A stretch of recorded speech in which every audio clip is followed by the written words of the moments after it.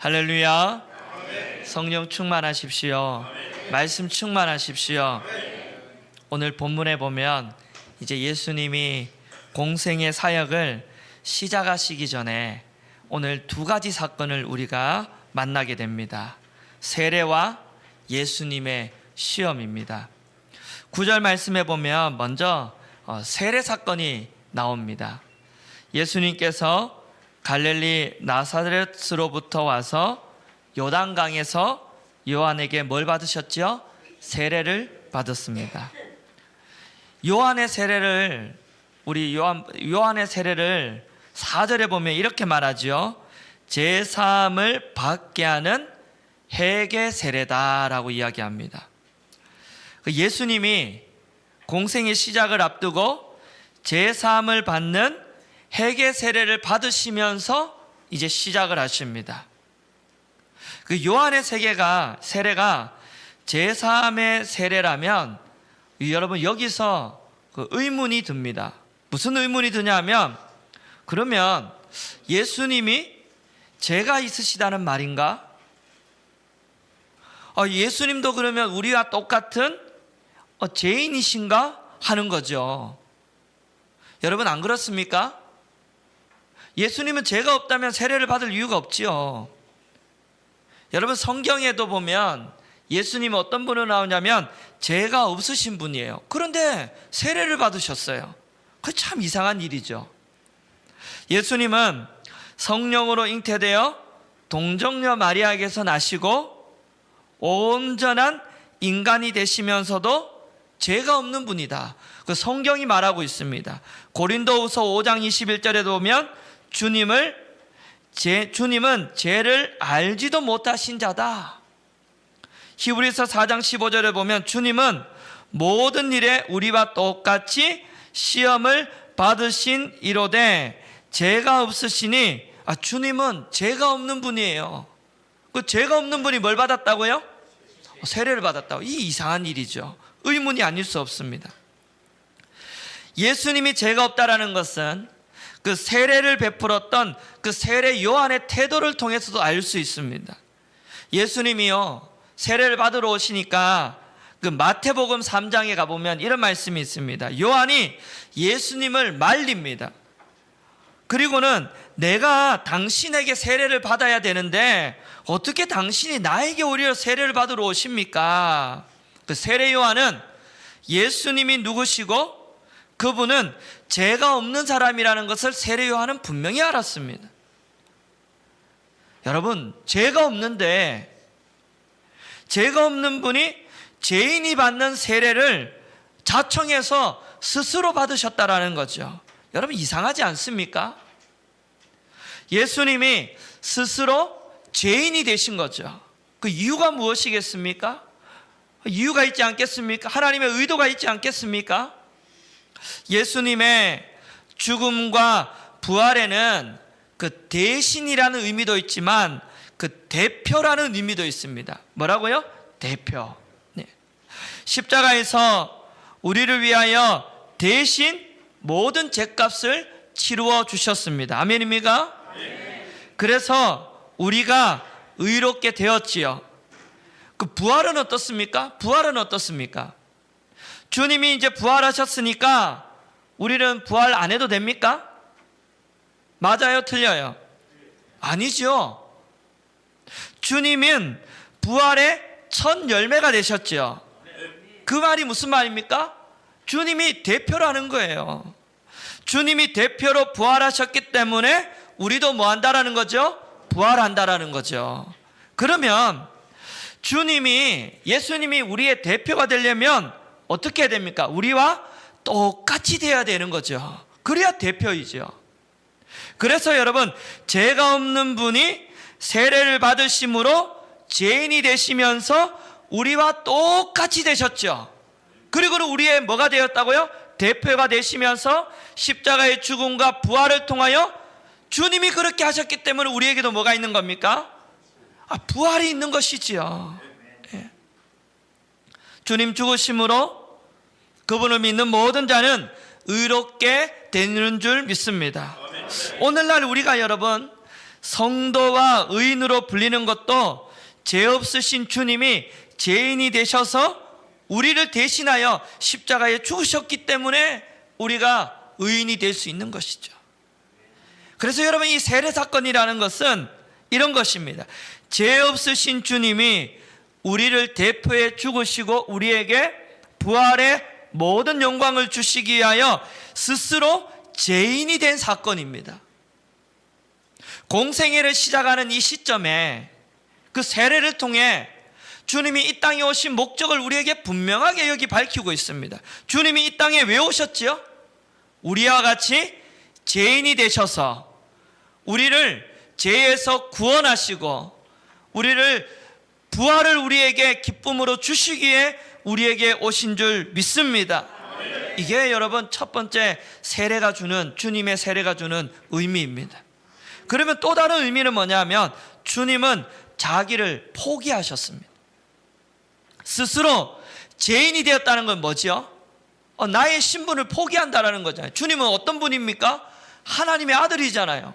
그런데 그 아들이 죄인이 됐다는 것은 내 스스로 모든 걸 다 내려놓고 포기한다는 거죠. 하늘의 영광을 뭐 했다고요? 다 내려놓았다고요. 다 포기했다고요. 육체의 생명도 포기하고. 그래서 성도는 뭐냐면 주님이 가신 길을 따라가는 자입니다. 주님이 포기하셨기 때문에 우리도 뭐 해야 되는 거죠? 포기하고. 주님이 다 내려놓으셨기 때문에 우리도 뭐 하는 거죠? 다 내려놓는 거죠. 주님을 따른다라는 것은 이 세상의 명예도 영광도 물질도 생명도 주님 앞에 다 내려놓는다라는 거죠. 그게 여러분 제자된 삶인 줄 믿습니다. 마태복음 16장 24절을 보면 주님이 뭐라고 하시냐면 누구든지 나를 따라오려거든 자기를 뭐 하라고요? 부인하고 자기 십자가를 지고 나를 따를 것이니라. 할렐루야.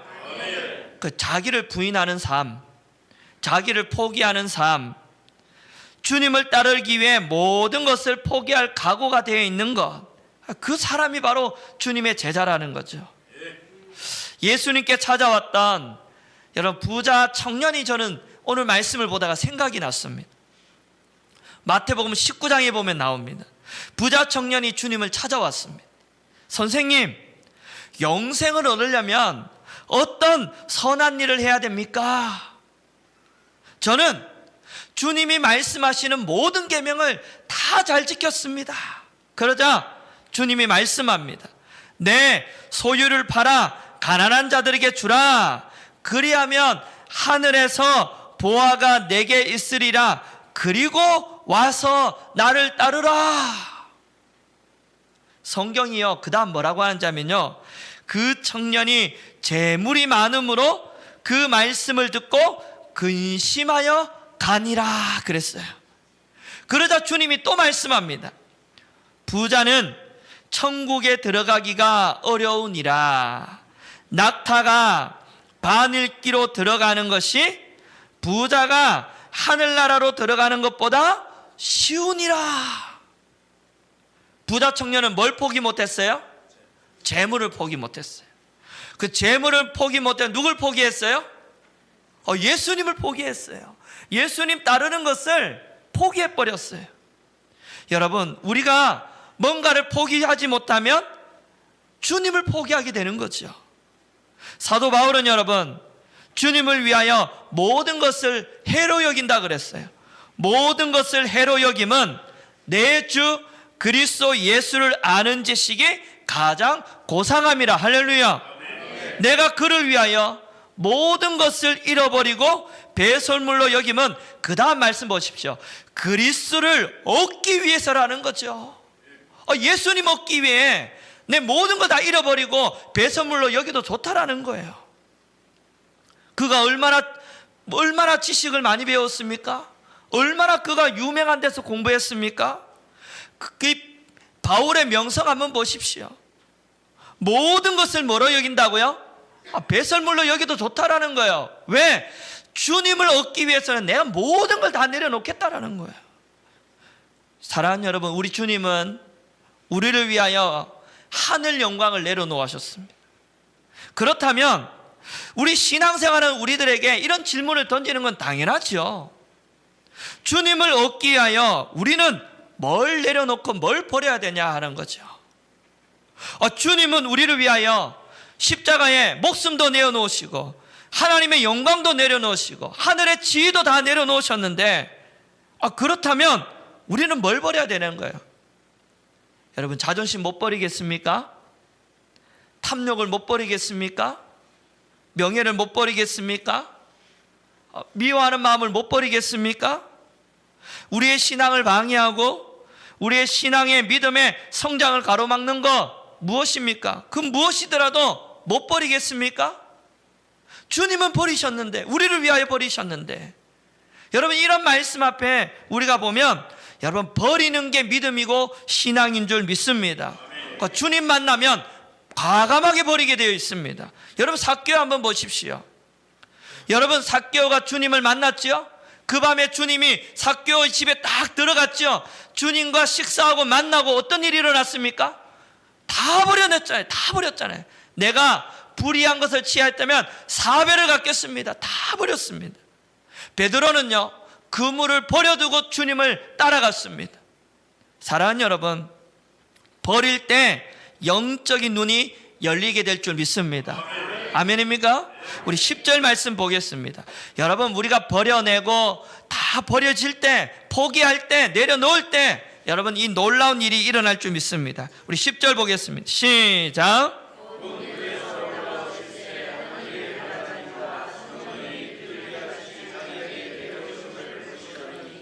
예수님께서 세례를 받으시고 물 위에서 딱 올라올 때 무슨 일이 일어났죠? 하늘이 먼저는 갈라졌죠? 그리고 성령이 비둘기같이 자기에게 어떻게 해요? 내려오심을 뭐 했다고요? 보았다고요.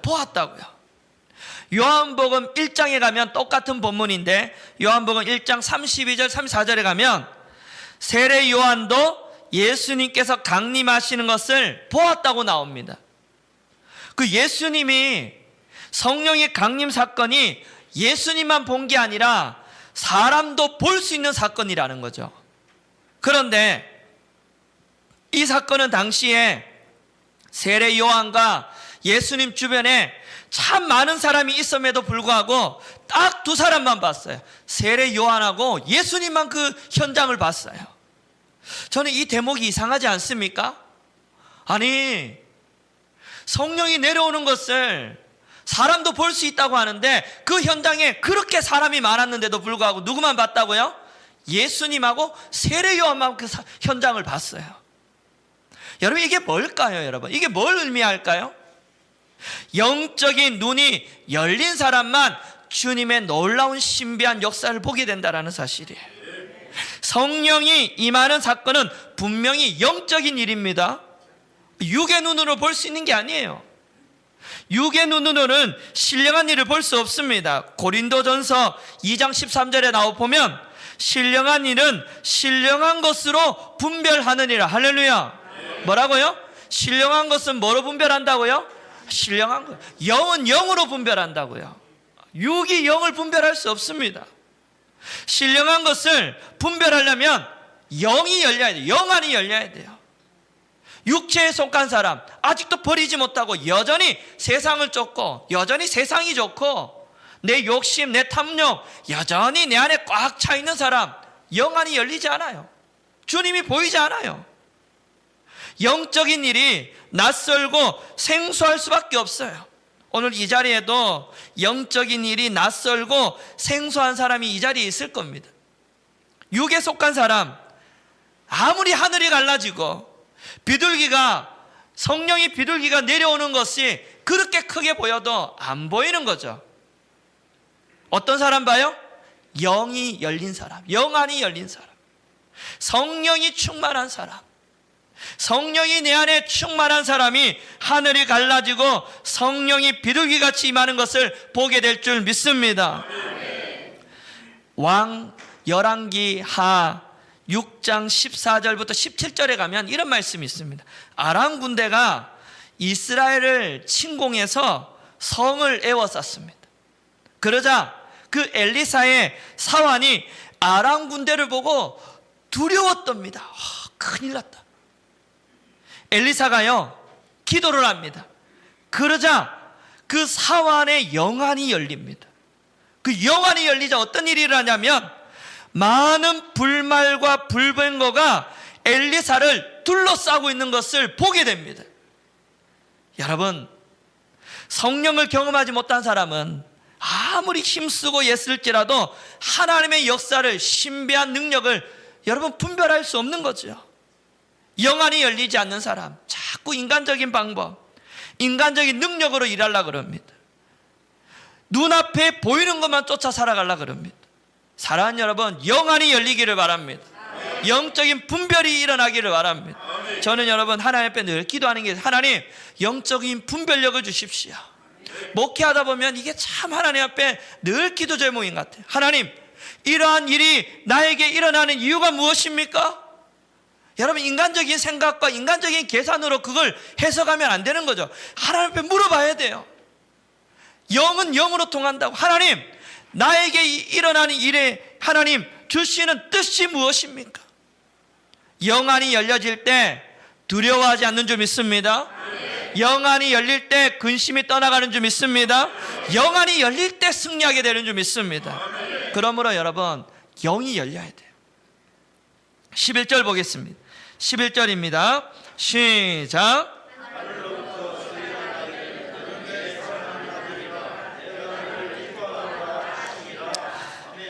성령을 받으실 때 하늘로부터 소리가 들립니다. 어떤 소리죠? 너는 내 사랑하는 아들이라. 내가 너를 보고 기뻐한다. 이 말씀은 하나님의 사랑하는 아들, 하나님이 기뻐하시는 분이 예수님이라는 거죠. 하나님의 계획과 목적을 이루고자 순종하는 아들을 향한 하나님의 마음이 나타나 있는 말씀이죠. 하나님의 마음이 여기 담겨져 있죠. 순종하는 아들에게 내 사랑하는 아들아, 내가 너를 기뻐한다. 여러분, 아들이라고 모두가 아버지가 기뻐하는 건 아니죠. 아들 중에 아버지 마음을 근심하고 고통을 주는 아들이 있어요, 없어요? 탕자의 비유 가운데 그 작은 아들이 그런 아들이에요. 아버지 거역하고 아버지 재산 놔주십시오 하고 그 재산 가지고 어디로 갑니까? 어디로 가죠. 그래서 다 방탕하게 다 탕진하죠. 자기가 원하는 방식대로 아버지 살겠다라는 거예요. 그러자 집 나간 그 순간부터 아버지는 그 아들을 걱정해서 잠밤을 못 이루죠. 성도들 가운데도 하나님 앞에 이 탕자처럼 아버지의 말씀을 거역하고 자기 마음대로 살고자 하는 이 성도가 있을까요, 없을까요? 말씀에 불순종하는 사람들이 바로 여기에 해당되는 거죠. 사울이 왜 망했습니까? 사울 왕이 왜 망했어요? 하나님의 말씀에 불순종해서 망했어요. 사무엘상 15장에 보면 왕이 여호와의 말씀을 버렸으므로 여호와께서도 왕을 버려 왕이 되지 못하게 하셨나이다. 하나님의 말씀에 불순종하면 하나님 버리셔요. 예? 하나님 말씀에 불순종하면 하나님 노하십니다. 하나님이 기쁘시게 하는 사람은 어떤 사람입니까? 순종하는 사람, 다 내려놓는 사람, 하늘의 영광도 내려놓는 사람, 다 내려놓는 거죠. 그분의 목적과 그분의 뜻을 이루기 위하여 순종하는 그 사람을 하나님 기뻐하는 줄 믿습니다. 예수님은 하나님의 기쁨이 되기 위하여 하늘의 영광을 내려놓으셨어요. 스스로 죄인이 되셨습니다. 그리고는 십자가에서 하나님의 뜻을 다 이루어드렸죠. 그래서 하나님 뭐라 그러죠? 내 사랑하는 아들아, 내가 너 때문에 기쁘다. 우리도 이런 말을 들어야 되지 않겠습니까? 내가 너 때문에 기쁘다. 내가 신복교회 때문에 기쁘다. 할렐루야. 네. 그 기쁜 삶은 뭐지요? 하나님이 기뻐하시는 삶은 뭡니까? 말씀에 순종하는 삶입니다. 지난 수요일, 금요일 계속해서 우리 주신 말씀이 뭐였죠? 사랑이었습니다. 사랑. 사랑하라. 이 사랑하라는 거죠. 주님이 사랑하라고 하면 뭐 하는 겁니까? 사랑하는 거예요.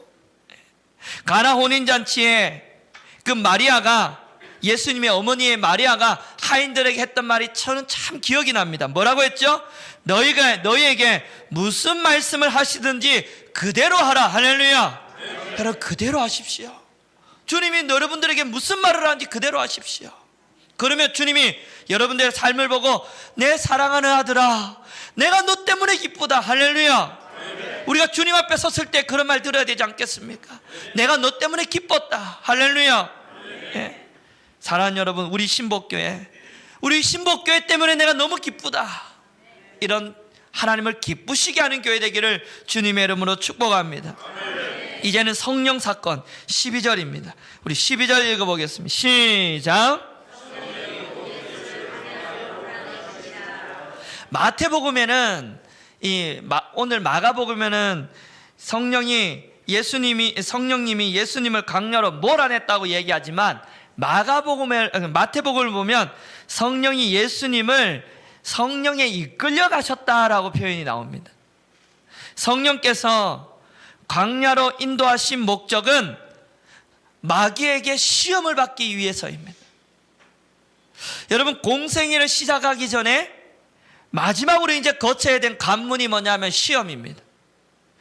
예수님이 메시아로서 인간을 죄에서 구원하기 위해 태초의 인간을 타락시킨 그 사단을 멸하고 사단을 물리치는 것이 마지막 관문이에요. 예수님은 성령의 인도를 거절할 수 있습니다. 사단이 시험하는 광야로 안 갈 수 있어요. 그러나 예수님 뭐 하죠? 가십니다. 순종하고 가십니다. 여러분, 우리가 성도라면 성령의 인도함을 따라가야 되는 줄 믿습니다. 성령님은 진리의 영입니다. 우리를 모든 진리 가운데로 인도하시는 줄 믿습니다. 우리가 성령의 인도함을 거절하면 그것은 하나님의 뜻을 포기하겠다라는 거예요. 성령이 우리를 고난 가운데로, 시련 가운데로 인도하실지라도 여러분 따라가야 되는 줄 믿습니다. 그러면 성령님이 우리 가시는 길을 성령님이 도우시고 인도하는 줄 믿습니다. 여러분, 우리의 가는 길에 누가 인도하는지 하면 성령님이세요. 성령님을 성경이 뭐라 그러죠? 보혜사다 그러죠. 보혜사가 뭐죠? 옆에서 돕는 사람이에요. 헬퍼, 돕는 사람. 성령님은 우리를 떠나지 않습니다. 그리고 항상 우리 옆에서 뭐 하시는 거죠? 돕는 분이에요. 내가 무슨 일을 하든지 하나님이 깨닫게 하시고 돕는 분이 뭐라고요? 성령님. 성령님은 여러분, 우리 인생 가운데, 성도의 인생 가운데 평안한 길로 인도할 때도 있지만 그렇지 않을 때도 있어요. 때로는 고난의 길, 때로는 시험의 길도 인도할 때가 있습니다. 그러나 이 모든 인도가 하나님의 뜻을 이루며 우리에게 영적인 유익을 주는 길이라는 것을 여러분 믿어 의심하지 마십시오. 그러므로 여러분, 성령님이 어디를 인도하시든지, 그 시련으로 인도하시든지 고난으로 인도하시든지 그 길은 성령님이 주관하시고 성령이 내 옆에서 지키시고 보호하신다 믿고 따라가는 여러분 되시기를 축복합니다. 그럴 때 놀라운 역사가 있습니다. 13절 보겠습니다. 13절입니다. 주님을 따라가면, 성령을 따라가면 놀라운 역사가 있습니다. 13절 시작.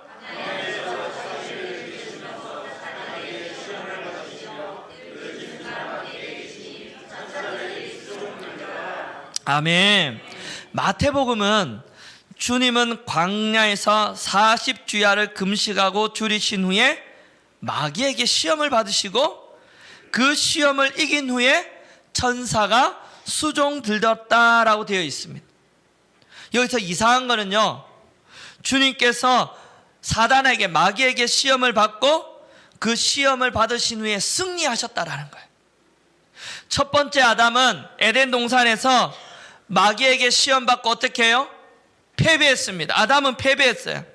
그런데 마귀에게 패배한 이후에 사단이 인간에게 패배한 최초의 사건이 뭐냐면 오늘 이 말씀, 예수님이 사단을 이기신 사건입니다.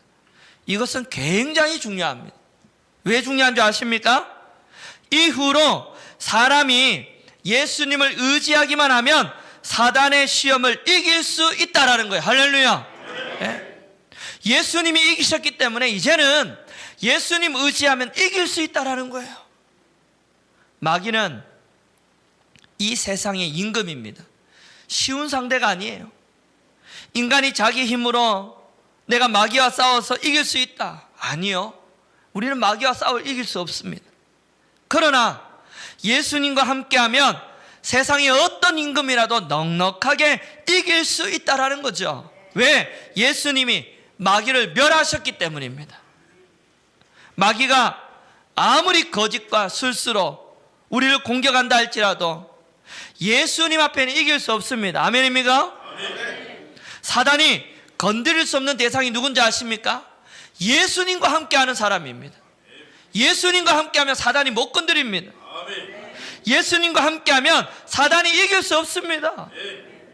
시험은 누구나 당하는 일이므로 피할 수 없지만 시험에 드는 것은 피할 수 있습니다. 시험은 당하되 시험에 들지 않는 자가 믿음 있는 자예요. 그 자가 어떤 자입니까? 예수님을 바라보는 자입니다. 예수님을 바라보면 시험은 만나되 시험에 들지 않는 거죠. 사랑하는 여러분, 우리의 믿음이 그렇게 되었으면 좋겠습니다. 시험은 당하되 시험에 들지 마십시오. 예수님을 바라볼 때 그렇게 될 줄 믿습니다. 사랑하는 성도 여러분, 주님은 하늘의 영광을 버리고 오셨습니다. 그리고 우리를 구원하기 위해 죄 없는 사람이 죄인이 되셨어요. 그게 바로 무슨 사건이라고요? 세례 사건이라고. 모든 걸 포기하고 모든 걸 내려놓고 십자가 앞에 모든 걸 다 내려놓은 사건이 뭐라고요? 세례라고요. 그리고 주님은 성령에 이끌려 가셨습니다.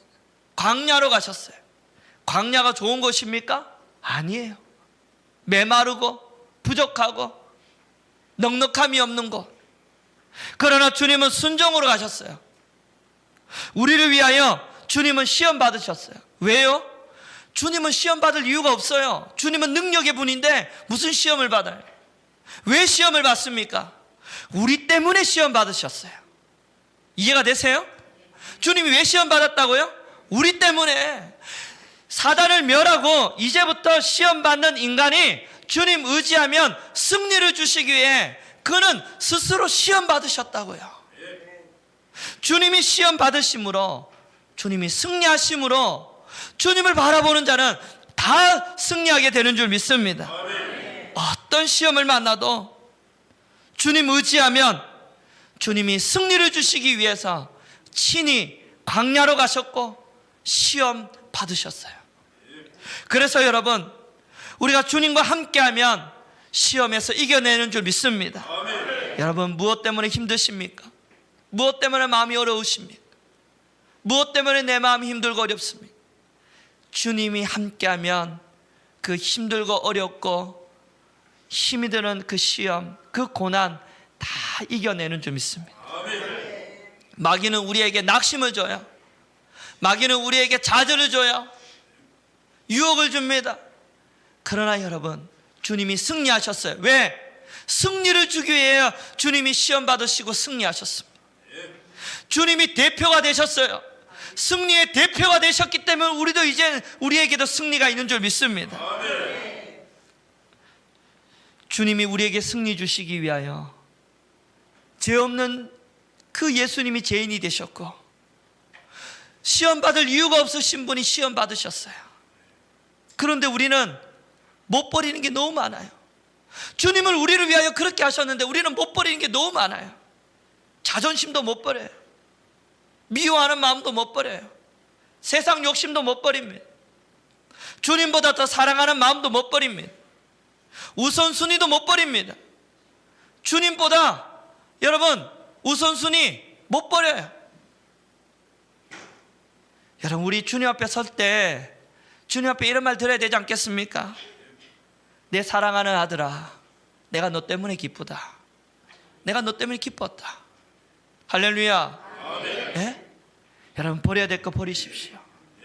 신앙에 방해되는 거 버리십시오. 예? 오늘 이 예배 가운데 결단이 일어나기를 축원합니다.